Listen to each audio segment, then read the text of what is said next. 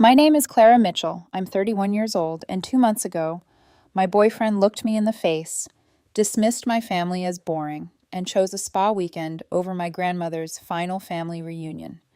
At the time, I told myself it was only one weekend. I didn't know that one sentence would end up splitting my life into before and after. If you had asked me then whether Ethan and I were solid, I probably would have said yes. Not perfect, not effortless, but solid. We had been together for almost 3 years and living together for the last 18 months in a rental house on the edge of town. The lease was in my name, but we split everything 50-50. Rent, utilities, groceries, internet, all of it. He worked in pharmaceutical sales and made more than I did, around 75 a year, give or take bonuses. I'm an HVAC technician. I made about 55. Not glamorous, but dependable. The kind of job that leaves your hands rough, your shoulders sore, and your mind oddly satisfied at the end of a hard day. I liked that feeling. I liked fixing something broken and hearing the system kick back on. What I didn't realize was that I had spent almost 3 years trying to apply that same instinct to a relationship that had been warning me, quietly and consistently, that it didn't want to be repaired. It wanted to be accommodated. My family has an annual reunion every July at my grandmother Dorothy's farmhouse. When I say farmhouse, I don't mean a staged white barn for wedding photos or one of those magazine spreads with decorative hay bales and imported nostalgia. I mean a real farmhouse. Old wood floors that creaked in the same places every year, a long porch that held heat all day and gave it back slowly at sunset, a kitchen that always smelled faintly like butter, onions, and something baking, land stretching behind it in a way that made people from the city suddenly quiet. Nothing about it was fancy. That was exactly why I loved it. The reunion was the same every year in the best way. Card tables set up in the shade, coolers sweating in the grass, my uncles arguing over nothing, my cousins drifting in and out of the kitchen, stealing bites before dinner, potluck dishes lined up in a row like an edible family archive, cornbread, potato salad, baked beans, peach cobbler. Someone always forgot serving spoons. Someone always brought too many deviled eggs. My grandmother always noticed everything. Ethan came the first year we were dating. I should have paid more attention to how that went. He spent most of the weekend on his phone, smiling politely when someone spoke to him and then checking out of the conversation the second their eyes moved away. He complained about the heat, about the mosquitoes, about how everyone asked too many questions. He wasn't rude exactly, not in a way I could point to and defend in a fight later. It was worse than that. He was dismissive in a polished way, like he was humoring a quaint tradition beneath him. I noticed it. Of course I noticed it. But I told myself family events are awkward for some people. I told myself he needed time. I told myself next year would feel easier. Last year, he refused to go. Said he had too much work. Said maybe next time. Said my family would understand. This year, I brought it up while he was stretched across the couch with his iPad, half watching something and half scrolling through hotel options for some luxury spa resort outside the city. My family reunion is in 2 weeks, I said, setting down my keys. Grandma asked if you were coming. He didn't look up. Your family reunion is boring, he said. I'm not going. There was something about how fast he said it that lodged under my skin. Not thoughtful, not apologetic, not even annoyed in a human way. Just casual, final, like he was declining a sales call. I stood there for a second, still holding my work bag. It's one weekend, I said, and Grandma specifically asked about you. That made him laugh softly, still staring at the screen. Your grandmother barely remembers my name. I felt the first flare of anger then, hot and immediate. She remembers plenty. He finally looked up, expression flat with the kind of superiority that makes you feel foolish for caring. Well, I already told Brittany and Jade I'm doing the spa weekend with them. We've had it planned for months. Brittany and Jade, his two closest friends. The same two people who came over, took over our living room, drank our wine, ignored me unless they needed something, and somehow always managed to make me feel like a guest in my own house. Around them, Ethan changed subtly, became sharper, showier, more performative. Like affection was fine in private, but in front of an audience, he preferred detachment. I should have argued. I should have asked him why every luxury plan with friends mattered more than one weekend with the people who had loved me my entire life. Instead, I just nodded once and said, no problem. And I meant it in the moment. Or maybe I meant something else. Maybe I meant I'm tired. Maybe I meant I've noticed more than you think. Maybe I meant if I have to drag someone into my world for them to treat it with respect, then they don't belong there in the first place. I didn't tell him that Grandma Dorothy had been calling more often lately. Not every day, but enough for me to notice the pattern. She would call in the evening, usually just as I'd finished dinner or kicked my boots off after work. She'd ask little things at first, whether I was sleeping enough, whether the heat had been hard on the attic jobs, whether I'd finally replaced the compressor in Mrs. Laney's old unit down on Maple Street. Then she'd drift into stories. My grandfather building the back porch twice, because the first version wasn't level enough for her liking. How she learned to read blueprints. How she could tell, within 3 minutes of meeting someone, whether they respected labor or only liked the results of it. She'd been sick for a while. Heart problems, fatigue, more doctor visits than she admitted to wanting.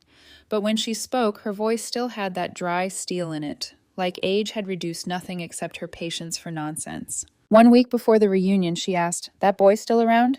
I smiled even though she couldn't see me. "Ethan, yeah." A pause. "That the one who doesn't like cornbread?" I laughed out loud. "Yes, Grandma, that's him." That sound meant something with her, usually several things at once. "You bringing him?" "He says he has other plans." Another pause, longer this time. Then, very calmly, "Well, that tells me what I need to know." I should have asked what she meant. I didn't. The weekend of the reunion came hot and bright. One of those July stretches where the air feels thick before noon and the cicadas start up like machinery in the trees. I drove out alone early Saturday morning with a pie in the passenger seat and a knot in my chest I couldn't name. Half of it was disappointment. The other half was embarrassment. Not because my family would judge me. They wouldn't. That was the problem. They'd be kind. They'd make excuses for him if I didn't. They'd pretend not to notice I had come alone again. And somehow that felt worse. When I pulled into the driveway, the place looked exactly the way it always had. My Uncle Richard's truck parked crooked by the shed. My Aunt Diane already carrying bowls into the kitchen with the urgency of someone convinced no one else understands timing. Kids running through the yard. Screen door slamming. Laughter from the porch. For a few seconds, before anyone saw me, I just sat there with both hands on the wheel and let the sight of it hit me. Home doesn't always announce itself. Sometimes it's just the one place where no performance is required. My mother hugged me first, flour on her cheek from helping in the kitchen. "You made good time," she said. Then more quietly, "Ethan couldn't come?" There it was, the gentle version. I kissed her cheek. No, spa weekend. She pulled back just far enough for her eyebrows to rise. "With Brittany and Jade?" "Apparently." Mom made a face like she had bitten into something sour, then covered it quickly. "Well, more cobbler for the rest of us." That was my family all over. No scene. No judgment delivered out loud. Just a note taken. Filed away. Inside, the house was warm and crowded and alive. My cousins shouted when they saw me. My aunt asked if I was still fixing my own air conditioner instead of hiring someone sane. Uncle Richard asked whether Ethan had finally learned the difference between being busy and being self-important. I laughed that one off. Barely. And then I saw Grandma Dorothy. She was sitting in her armchair near the front window, a thin cotton cardigan draped over her shoulders, despite the heat, a glass of iced tea beside her. She looked smaller than she had at Christmas, more delicate, the bones in her hands more obvious, but her eyes were as sharp as ever. The second she saw me, she held out one hand. "Come here, Clara." I crossed the room and bent to kiss her cheek. Her skin smelled like powder and lemon soap. "You came alone," she said. Not a question. I sat on the arm of the chair beside her. I did. That sound again. He had other plans. I gathered. I looked at her then, properly looked, and something in my chest tightened. She was tired. Not ordinary tired. Not nap and a good meal tired. The deeper kind. The kind that settles behind the eyes and makes every movement seem borrowed from somewhere else. "You okay?" I asked softly. She patted my hand once. "I'm old, not made of glass." That wasn't my question. At that, one corner of her mouth lifted. "There's my girl." She said it lightly, but it landed deep. The whole day moved around us after that in waves. Food, stories, heat, laughter. My cousin Angela trying to teach the little ones a card trick and failing spectacularly. My aunt insisting everyone eat more. My mother refilling drinks no one had finished. The usual rhythm, the beautiful one. And yet beneath it all, something felt different, quieter. As if everyone knew, even if no one said it, that this reunion mattered in a way the others hadn't. By late evening, the golden light had turned soft and low across the backfield. Most of the family had gone inside where the fans were humming, and someone had already started a loud, unnecessary argument over cards. I stepped out onto the porch to cool off and found Grandma Dorothy already there in her chair, wrapped in the sunset and the smell of cut grass. She motioned for me to sit, so I did. For a while, neither of us spoke. The porch boards ticked softly as the heat left them. Somewhere inside, my uncle laughed too hard at his own joke. Then Grandma said, "You remember the first thing you ever fixed here?" I looked over at her. The kitchen sink. "You were 12. I made it worse before I made it better." "You absolutely did." Her mouth twitched. "Flooded half the cabinet. Your grandfather said you looked like a raccoon caught robbing a bird feeder." I laughed, and just like that I was 12 again. Wet sleeves, bent under the sink, determined not to cry because I'd messed up in front of Grandpa. Grandma reached over and rested her hand on mine. "You've always had a good head for fixing things," she said. "More importantly, you know the difference between what's worth fixing and what ain't." The words settled between us. I didn't answer right away because suddenly it felt like she was not talking about plumbing anymore. She kept her eyes on the field. "That boyfriend of yours," she said. "He thinks we're boring." I exhaled slowly. "He said he had other plans." She turned and looked straight at me then. "Clara, I got 2 master's degrees when women had to fight for the right to be taken seriously in the room. I ran a construction company for 30 years after your grandfather died, because nobody else was going to do it right. I raised a family, buried people I loved, built things that still stand, and kept every fool in this county from cheating me twice." Her voice stayed calm, but there was fire in it now. "I am not boring. I am selective about who deserves my interesting." I stared at her, then laughed despite the sting behind my eyes. Only Grandma Dorothy could make a line like that sound like a legal ruling and a blessing at the same time. She squeezed my hand once. "Don't make excuses for people who don't show up," she said. "You hear me?" I heard her. I just wasn't ready yet to admit how badly I needed to. That night, I slept in my old room under the sloped ceiling with the fan clicking on medium speed and moonlight sliding across the floorboards. I should have been comforted. Instead, I lay awake thinking about the look on Ethan's face when he said boring, thinking about the softness in Grandma's voice when she said selective, thinking about how long I had been translating indifference into stress, disrespect into personality, distance into something temporary. Morning came with the smell of coffee and fried bacon drifting upstairs. I found Grandma already dressed, sitting at the table, reading the local paper with her glasses low on her nose. She looked up when I walked in and gave me the smallest nod, like our conversation on the porch was still in progress and always would be. That afternoon, when I packed up to leave, she hugged me longer than usual. "Drive careful," she said. "I always do." She leaned back enough to look at me. "And Clara?" "Yeah?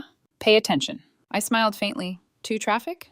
"To everything." I kissed her cheek, promised I would call during the week, and drove home with a cooler of leftovers in the back seat and a strange pressure building in my ribs. When I walked through the front door, Ethan was sprawled on the couch, sunburned, relaxed, and smelling faintly of expensive hotel soap. "How was the thrilling little family festival?" he asked. I stood there looking at him, at the ease, at the carelessness, at the fact that he didn't even ask about my grandmother first. And for the first time, something inside me did not rush to smooth it over. I set my keys down quietly. "Different," I said. He looked up then, maybe hearing something in my voice he didn't recognize, but not enough to understand it. Not yet. 3 weeks later, my grandmother died. It was early morning when the hospital called. I remember the exact way the sunlight looked coming through the blinds, too soft for the kind of news it was carrying. "Peaceful in her sleep." That was the phrase they used. Like it made it easier. Like it explained anything. I don't remember the drive to the hospital. I just remember sitting beside her bed, holding a hand that had always felt unbreakable and realizing, for the first time, that strength doesn't mean permanence. I called Ethan from the hallway. I was crying hard enough that I had to lean against the wall just to stay upright. "She's gone," I said. A pause. Then, flatly, "Oh, wow, that's sad." Sad. Like someone had canceled a dinner reservation. "At least she was old, right?" he added. "I mean, it was her time." Something in me went very still. Not angry. Not even shocked. Just still. "I have to handle things here," I said quietly. "Yeah, of course," he replied. "Hey, I've got a client dinner tonight I really can't miss, but we'll talk later, okay?" "We'll talk later." I ended the call without saying goodbye. The funeral was 3 days later. I went alone. Of course I went alone. My family didn't ask where Ethan was. Not directly, but I could feel it in the way my aunt's hand lingered on my arm, in the way my mother avoided the subject entirely, in the way my cousin Angela kept glancing toward the door like she expected someone to walk in late and apologize. No one came. The service itself was exactly what my grandmother would have wanted. Simple, direct, no unnecessary performance. People spoke about her like she had lived, clearly, honestly, without softening the edges that made her who she was. My uncle talked about her running the construction company after Grandpa died. My aunt talked about how she never forgot a birthday, but also never forgot a slight. My mom cried when she mentioned Sunday dinners. And me? I didn't cry during the service, not because I didn't want to. Because I couldn't. The grief sat too deep for tears. It was heavier than that. Quieter. Afterward, standing near the porch where we'd had that last conversation, I heard her voice in my head as clearly as if she were sitting beside me again. Don't make excuses for people who don't show up. I didn't go home right away. I drove around for a while, let the silence settle, let the reality of it all sink in. By the time I got back to the house, Ethan was already there, sitting on the couch, scrolling through his phone. "Hey," he said casually. "How was it?" I stared at him. For a second, I thought he might realize what he'd just asked. He didn't. "It was a funeral," I said. "Right. Yeah." He nodded, like he was checking off a box. "You okay?" I didn't answer. I just walked past him, went into the bedroom, and closed the door. That night, I lay awake staring at the ceiling while he slept beside me like nothing had changed. But everything had. I just didn't have the words for it yet. The will reading was a week later. I went in expecting very little. Not because my grandmother didn't have anything. She did. The farmhouse, the land, some savings. But in my head, I had already distributed it in a way that made sense. Uncle Richard would get the property. My mom and aunt would get the rest. Maybe I'd get something small, a piece of furniture, some tools, a keepsake. That would have been enough. More than enough. The lawyer's office was quiet, overly polished in that way places like that always are.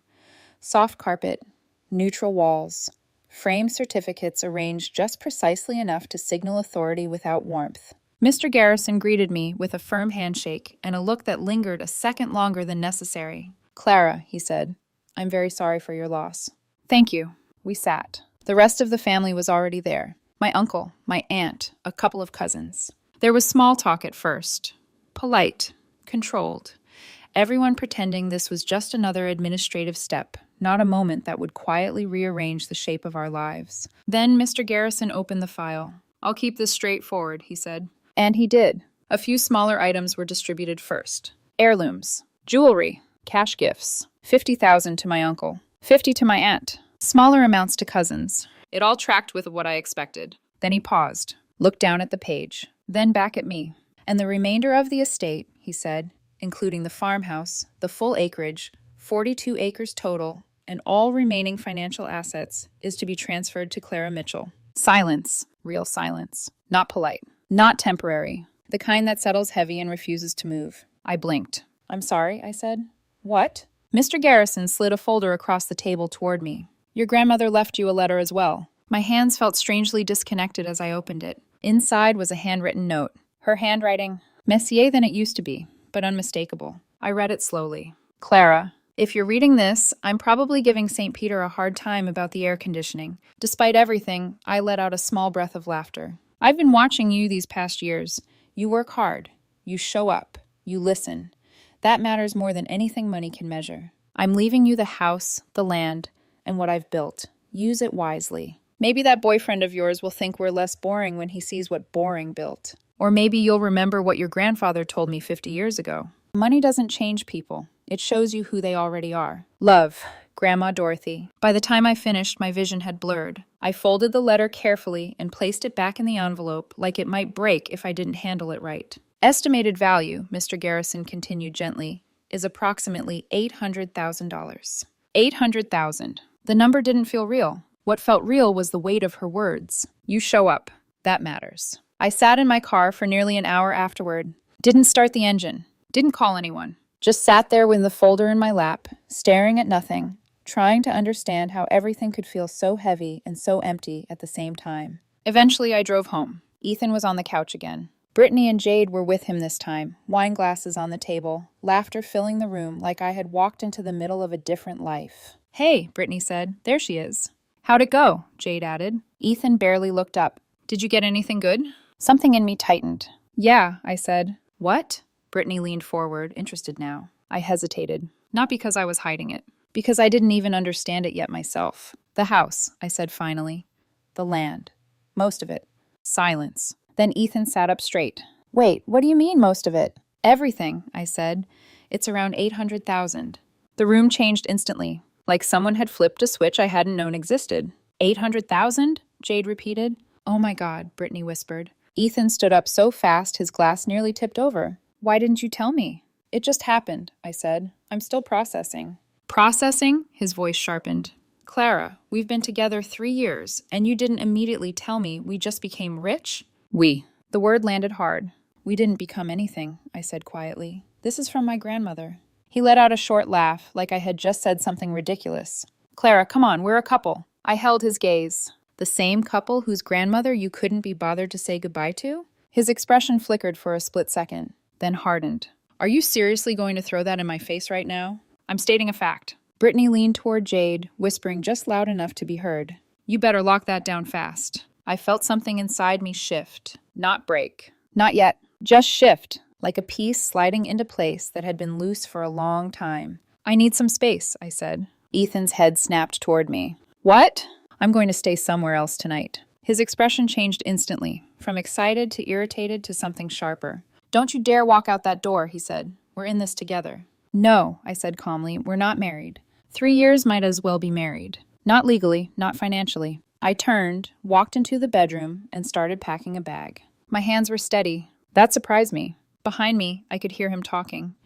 Louder now, faster, the tone shifting from persuasion to pressure. But I didn't stop, because for the first time in a long time, I wasn't trying to fix anything. I was paying attention, just like she told me to. I checked into a hotel that night. Nothing fancy, just somewhere quiet, clean, and far enough away that I could think without someone else's voice filling the room. I turned my phone off before I even sat down on the bed. That silence felt earned. For the first time in a long time, I wasn't reacting.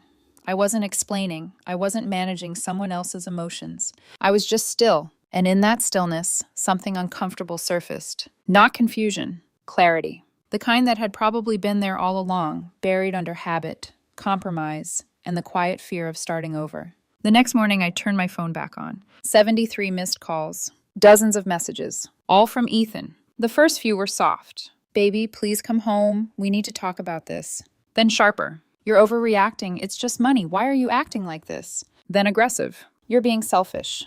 After everything I've invested in us, I deserve half. Half. I stared at that word longer than I should have. We had split everything 50-50. Every bill. Every responsibility. Every late-night grocery run. Every small, unspoken compromise. He had never carried me. Never supported me financially. If anything, he had always made it clear that independence mattered. Until it didn't benefit him anymore. By the second day, he got creative. He showed up at my work. I only knew because my coworker leaned into the break room with a look that said more than his words. Your boyfriend's out front, he said.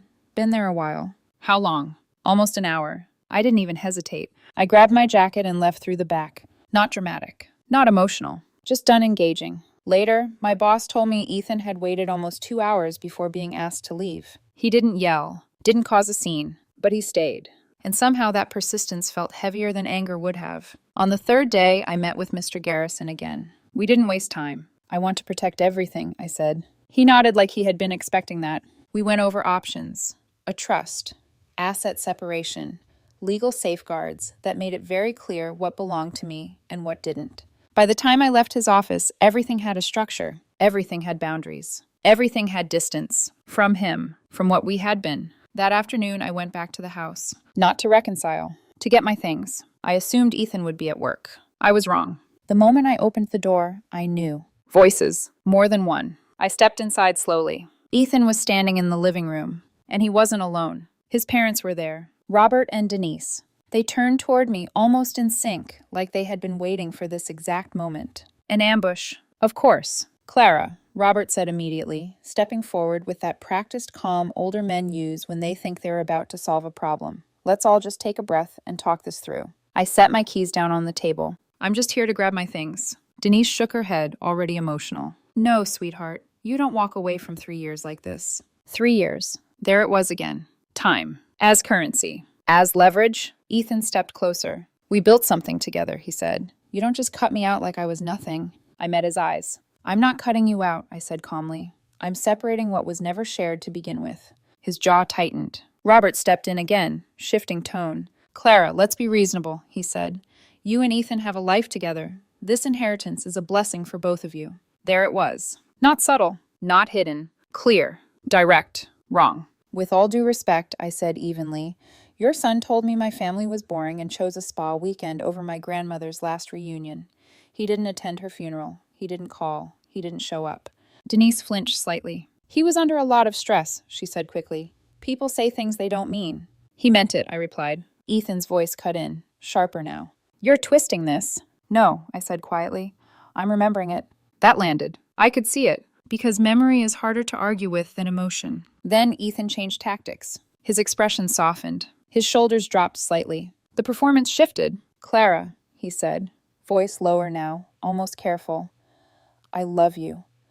I've invested 3 years of my life into this relationship. My time, my energy, my future. There it was. Investment. Like love was something you put in expecting a financial return. I didn't respond. So he kept going. I supported you, he added. That one almost made me laugh. We split everything, I said. 50-50. And you made more than I did. That's not the point. It is the point. Denise stepped closer, desperation creeping into her tone. He gave this relationship 3 years, she said. His time, his future. I blinked slowly. And I gave it the same, I said. Silence. Brief, but sharp. Then Ethan made his move. The one he clearly thought would change everything. I was going to tell you later, he said, voice tight. But maybe you need to hear it now. I looked at him. Something in my chest already knew. What? I was looking at rings. The room shifted. His parents turned toward him instantly. Denise's hand flew to her mouth. Robert straightened, like he thought he'd just seen a winning card hit the table. I was going to propose, Ethan said. I was trying to build a future with you. I just stood there, and then I laughed. Not loudly. Not cruelly. Just disbelief. No, you weren't. His face hardened. How do you know? I tilted my head slightly. Because 6 months ago you told me marriage was just paperwork with expensive jewelry, I said calmly. And 2 weeks ago you told Brittany commitment was easy when nothing valuable was on the line. Silence. Total. Absolute. Denise slowly turned to look at her son. Ethan? His expression cracked. Just for a second. Enough. Fine, he snapped. But we've talked about kids. We've talked about a future. I held his gaze. You said kids were life-ending responsibilities that destroy freedom and finances. I remember it exactly. He didn't answer, because he couldn't. I walked past them and into the bedroom, opened the closet, started packing. Shirts, jeans, shoes, everything methodical, everything quiet. Behind me, the voices started again. Faster now. Messier. All 3 of them talking over each other. This is financial abuse. You can't just abandon him. What will people think? I didn't turn around. Because none of it mattered. Not anymore. Box by box, I carried my things to the door. Ethan followed me the entire time. Close enough to pressure. Not close enough to touch. On the last trip, as I picked up the final bag, his hand shot out and grabbed my wrist. If you walk out that door, he said, voice low and tight, we're done. I looked at his hand, then at his face. And for the first time in 3 years, I didn't see someone I loved. I saw someone negotiating. I know, I said. That shook him. You're really choosing money over love? I met his eyes. No, I said quietly. I'm choosing respect over entitlement. I pulled my wrist free. My grandmother's last wish over your convenience. I picked up my bag. The family you called boring over the man who couldn't even show up. And then I left. Didn't slam the door. Didn't look back. Just walked out, got into my car, and drove. Halfway down the street, my phone buzzed. Unknown number. I ignored it, because for the first time, there was nothing left to fix. The first letter arrived 3 days later. Thick paper, cheap envelope, my name spelled wrong. That alone told me everything I needed to know. I sat at the small desk in the hotel room and opened it slowly, already expecting disappointment. I wasn't wrong. It was from a lawyer, or at least someone calling himself one. Gerald Finch. Strip mall office. Aggressive tone, weak substance. The letter claimed that Ethan was entitled to equitable distribution based on emotional investment, cohabitation, and what he described as a domestic partnership with implied financial interdependence. I read it twice, not because it was convincing, because it was insulting. He wasn't arguing facts. He was hoping I'd panic. I didn't respond. I forwarded it to Mr. Garrison. He called me less than an hour later. Clara, he said, and I could hear the faint amusement in his voice. This is what we call a fishing expedition.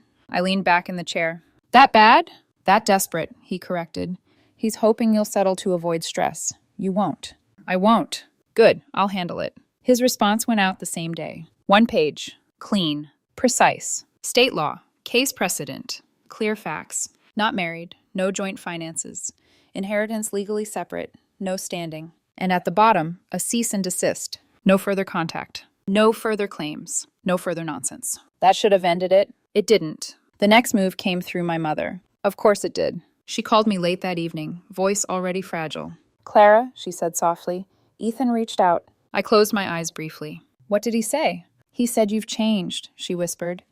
That you've become cold since the money came in. That you're shutting him out. I let that sit for a moment. Not because I needed to think. Because I needed to stay calm. Mom, I said gently. Did he tell you he didn't come to the funeral? A pause. No, he said he wasn't invited. I let out a slow breath. He was invited. He chose a spa weekend instead. Silence. Longer this time. Then, she stopped herself. My mother doesn't swear. Not really. So when she cut herself off like that, I knew exactly how she felt. I'm sorry, she said quickly. I just didn't know. I know, I said. He made it sound like you were pushing him away for no reason. I'm not pushing him away, I said quietly. I'm stepping back from something that was never equal. She didn't respond immediately. Then, softer. You always did know what you were doing. I almost smiled. No, I hadn't. Not until now. Then came the social media post. I didn't see it first. My cousin Angela did. She sent me a screenshot with no context. Just the image. Ethan had written a long, emotional paragraph about how money reveals people, about how greed destroys relationships, about how some people forget who stood by them when things were simple. No names, no direct accusations, but anyone who knew us knew. The comments were exactly what you'd expect. His friends rallied around him. You deserve better. Stay strong. She'll regret this. But then Angela commented, simple, direct. Didn't you skip her grandmother's funeral for a spa weekend?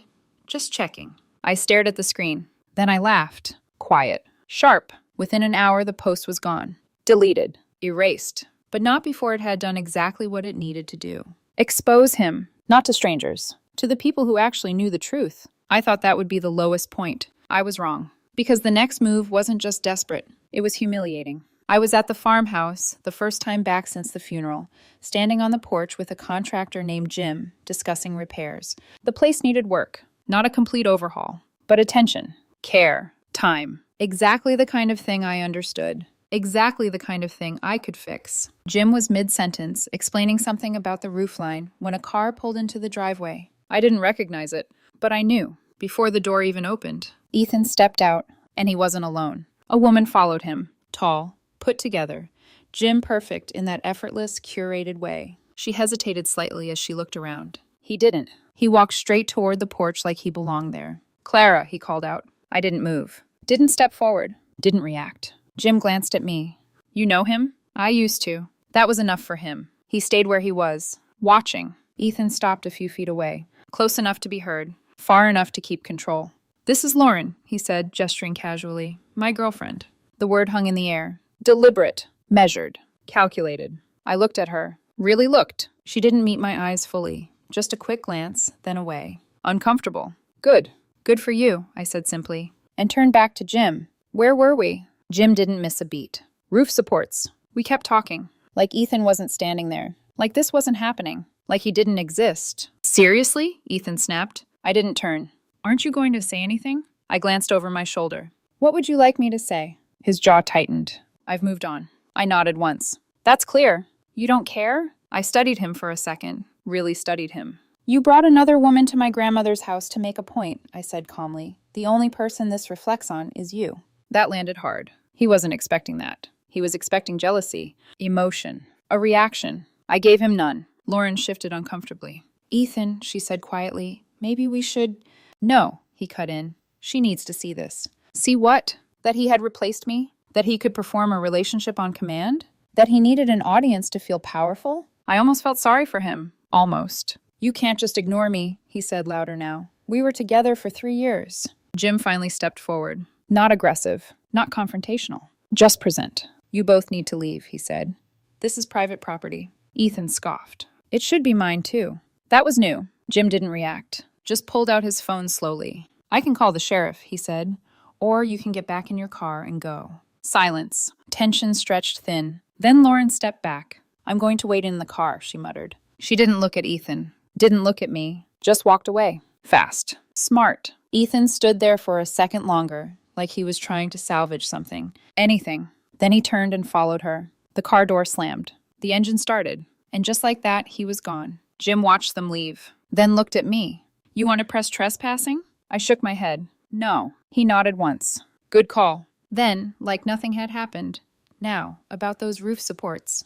And we went right back to work. Because some things aren't worth the energy. That night, I got a message from an unknown number. I almost ignored it, but something made me open it. "Hey, this is Lauren. I'm really sorry about today.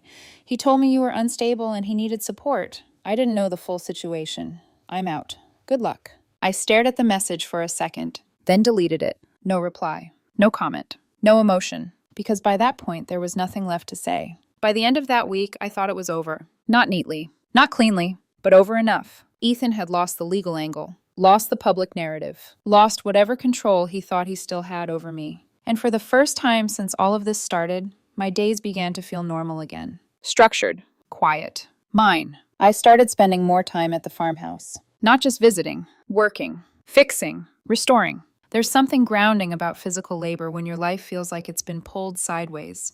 Sanding wood. Replacing fixtures. Measuring. Cutting. Rebuilding. Problems with clear solutions. Effort with visible results. Jim became a regular presence. Steady, efficient, no unnecessary conversation. Exactly the kind of person I respected. One afternoon, while we were going over materials for the back porch, he mentioned his son. "He runs an architectural salvage business," Jim said. "Helps people restore old places without stripping the history out of them." That caught my attention. A few days later, I met him. His name was Daniel Carter. Not flashy, not loud, but present, in a way I hadn't realized I'd been missing. He walked through the house slowly, hands in his pockets, eyes taking everything in. "Most people try to modernize too fast," he said. "They erase the story without realizing it." I leaned against the doorway watching him. "And you don't?" He shook his head. "I preserve what matters, fix what doesn't." I almost laughed, because I had heard that before, on this exact property, from someone who had known exactly what she was talking about. We started working together, slowly, no pressure, no expectations. He'd bring in pieces, old wood, fixtures, hardware that actually fit the age of the house. I'd install, repair, reinforce. We talked while we worked. Not constantly, but enough. Real conversations. Not performances. Not negotiations. Just understanding. One afternoon, while we were sitting on the porch with coffee, I mentioned the reunion. What had happened. What Ethan had said. Daniel didn't react immediately. He just nodded once, then said, "Anyone who thinks family stories are boring isn't listening." Simple. Accurate. Enough. For a while, that was the focus. Work. Progress. Movement forward. Until the call came. It was Robert, Ethan's father. I almost didn't answer, but something told me to. "Clara," he said, voice tight. "We have a problem." I didn't say anything. Just waited. "Did Ethan ever mention anything about a development deal?" My stomach dropped slightly. "No." There was a pause. Then, "He contacted a company. Claimed he was acting on your behalf." I straightened. "What?" "He told them he could convince you to sell part of the land," Robert continued, "for a consultation fee." A cold, sharp clarity settled in. "How much?" 5%, he said quietly. "About $37,000. I closed my eyes. Not in shock. In recognition. This wasn't desperation anymore. This was something else. Something worse. The development company had done their due diligence. Of course they had. They had pulled records, checked ownership, verified relationships. And when things didn't add up, they called. Not the police. Not yet. Robert. Because his name had come up as a reference. Because Ethan had used it. Because somewhere in all of this, even they could tell something wasn't right. "We didn't know," Robert said. "Clara, I swear, we had no idea he was doing this." I believed him. Not because I trusted him. Because the tone was different. No negotiation. No pressure. Just embarrassment. "What do you want me to do?" he asked. That question hung there. Heavy. Open. Final. I could have pressed charges. Easily. Impersonation. Fraud. Attempted financial gain under false authority. All of it. Clean. Clear. Justifiable. Instead, I said, "I'll handle it." I called the company myself. Explained everything. Ownership. Separation. Lack of authorization. They were professional. Apologetic. Firm. "We won't be engaging with him further," the representative said. Good. Because that door was closed. A week later, I sold part of the land. Not through Ethan's contact. Through a different company. Better terms. Cleaner deal. 800,000. The same number my grandmother had left me, but this time chosen, controlled, mine. I kept the house, kept the core land, kept what mattered. And then I did something Ethan would never understand. I donated 50,000 to a local historical society in my grandmother's name. They used it to start a scholarship for young women entering construction and engineering. People like her, people like me, people who build things, who show up, who stay. The announcement went into the local paper. Small article, bottom half of the page, but enough. Enough to be seen, enough to matter. That night I got a message. Not from Ethan, from his mother's phone. You could have given me that. I stared at the screen. Then another message came. I actually knew you. That charity didn't. I didn't respond. Didn't need to. Because a minute later, another message came from the same number, but not from him. Ethan, stop. That charity will help young women who actually show up, unlike you. I blinked. Read it again. Then exhaled slowly. Even his own family had reached the line and crossed it. The next morning, Robert called again. Different tone this time. Quieter. We're pulling the lawyer, he said. Ethan's moving back home. I didn't respond. There's just one thing, he added. The lease. He can't afford his half. Of course. There it was. The last loose thread. I leaned back in the chair. I'll cover it, I said. A pause. You don't have to. I know, I said calmly, but I will. 2 months. Another pause. Then, that's fair.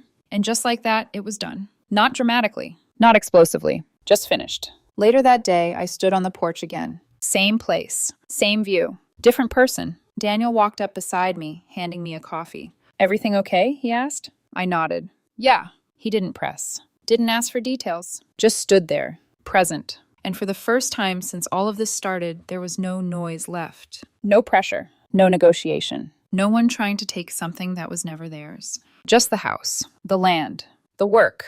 And the quiet certainty that some things don't fall apart because of money. They fall apart because they were never built to last. 2 weeks later, I thought the story had finally ended. No more calls. No more messages. No more attempts to reach around the boundaries I had made very clear. Just work. The farmhouse was coming back to life piece by piece. New roof secured. Kitchen updated without losing its character. The porch, my favorite part, sanded, reinforced, and slowly returning to something that felt like memory instead of decay. Daniel was there most days, not always talking, not always close, but present. And that, I had learned, mattered more than anything someone could promise. The letter came on a quiet afternoon. No return address. Handwritten. I recognized it immediately. Ethan. I stood in the doorway for a second before opening it. Not because I was afraid. Because I didn't want to feel anything I didn't have to. Then I unfolded it. And read. Clara. By the time you read this, I'll be gone. Dad got me a position with a company out of state.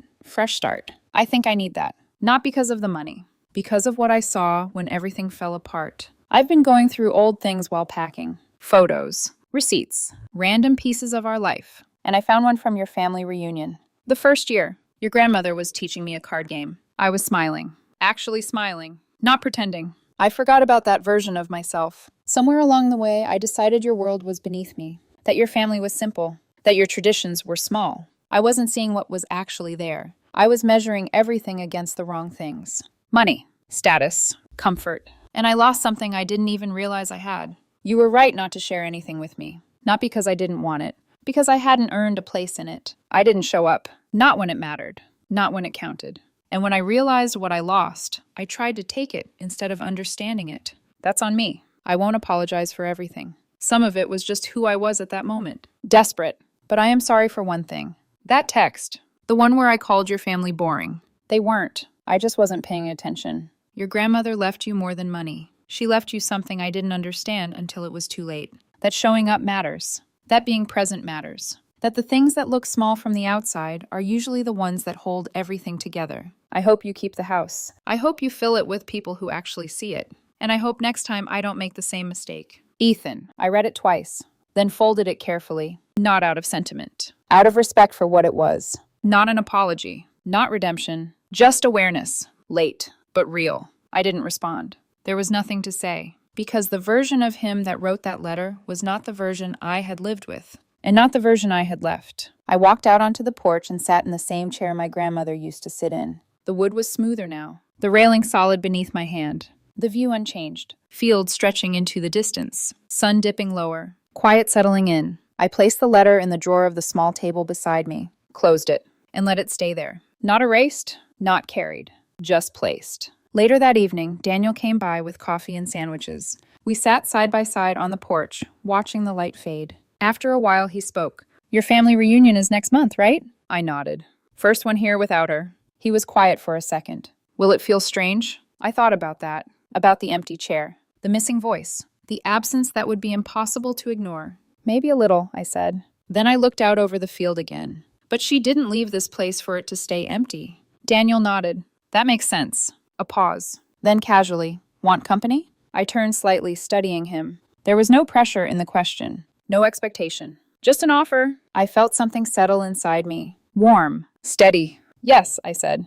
"Always." The reunion came faster than I expected. And somehow it wasn't empty. Different. Yes, quieter in certain moments. But full. In the ways that mattered. My mom cried when she walked into the kitchen. The good kind of tears. The kind that carry memory instead of pain. My aunt brought the same dishes. My uncle told the same terrible jokes. Angela still argued over card rules. And Daniel fit. Not by trying. By being. He listened. Asked questions. Laughed at the right moments. Helped without being asked. When my aunt pulled out old photo albums, he didn't glance and move on. He stayed. He asked for every story. Every detail. Every piece. At one point, I stepped out onto the porch alone. Just for a minute. Just to breathe. The sunset stretched across the field the same way it always had. And for a second, I could almost hear her voice. Clear. Steady. Certain. You know what's worth fixing. And what ain't. I smiled slightly. Because now I did. Some things don't break. They reveal. Some relationships don't fail. They clarify. And some losses leave behind exactly what you needed to see all along. I kept the farmhouse. I kept the traditions. I kept the people who showed up. And that was everything she had ever asked for.